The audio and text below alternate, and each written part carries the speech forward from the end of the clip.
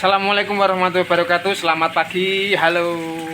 Sudahkah saya terlihat ceria pagi ini atau masih tampak gurat-gurat kegalauan, keresahan dalam diri? Ya, dalam perjalanan hidup saya juga belajar untuk melampaui pikiran-pikiran saya, melampaui emosi-emosi saya yang selama perjalanan dari kecil hingga dewasa ini telah membentuk barangkali ada sifat-sifat atau karakter-karakter yang buruk. Nah, dalam perjalanan kali ini, karena kita sudah menjadi lebih sadar, kita terus berusaha untuk memperbaiki diri, memurnikan diri. Ya, saya sempatkan bikin video singkat sebelum masuk kerja.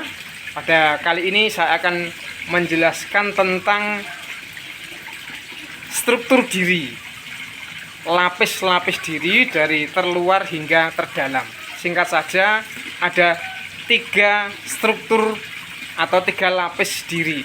Nah, sebelum masuk ke itu, kenapa materi ini penting? Karena kita sering dikalahkan oleh pikiran, ya, kita sering dikalahkan oleh emosi, didominasi seutuhnya kita, seolah-olah kita tidak berdaya. Kita dikacaukan oleh emosi kita, ya, akhirnya ya kita galau, kita tidak bisa berprestasi, kita mandek. Contohnya tidak usah jauh-jauh, saya sendiri juga mengalaminya.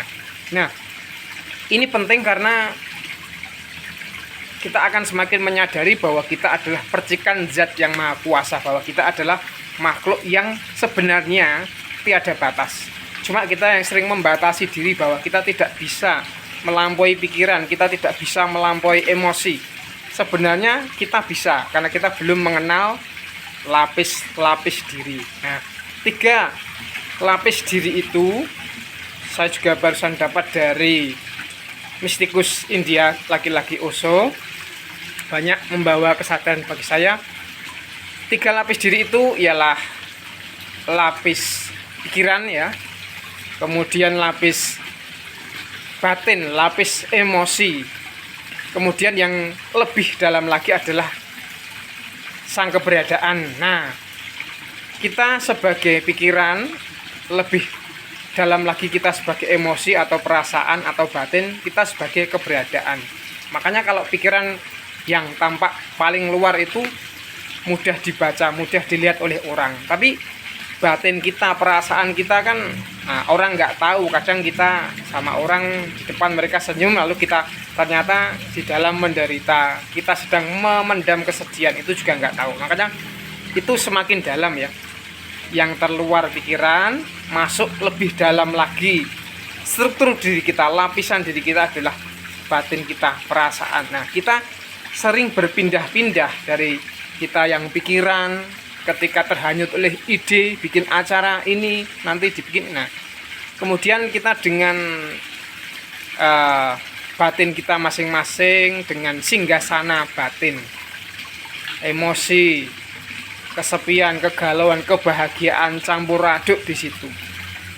Itu, ya, pikiran, emosi, dan yang lebih dalam lagi bahwa kita adalah sang keberadaan. Apa itu keberadaan? Semoga lain waktu saya bisa menjelaskan, tapi minimal ini bisa menjadi pemancing bagi kawan-kawan yang sedang belajar untuk menaklukkan diri sendiri, untuk melampaui pikiran-pikiran dan emosi. Bagi yang sedang bermasalah dengan, ya, hari-harinya karena dikacaukan oleh pikiran dan emosinya, itu harus kita mulai mencari diri sendiri, mulai masuk ke dalam, mulai evaluasi, merenungi, apa benar ada keberadaan lain, ada lapisan lain dari diri saya. Apakah saya ini benar-benar bisa melampaui pikiran dan emosi?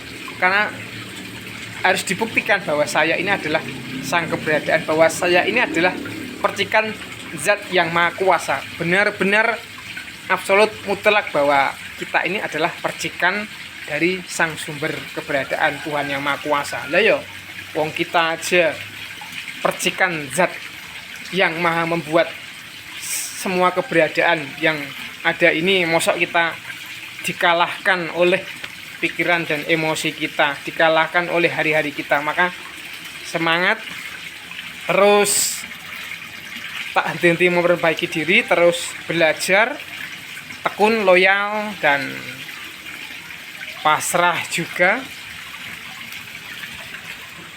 untuk mengenali diri sendiri. Begitu, terima kasih, selamat pagi, assalamualaikum warahmatullahi wabarakatuh. Kita adalah sang keberadaan. Enjoy the journey, nikmati proses. Ya.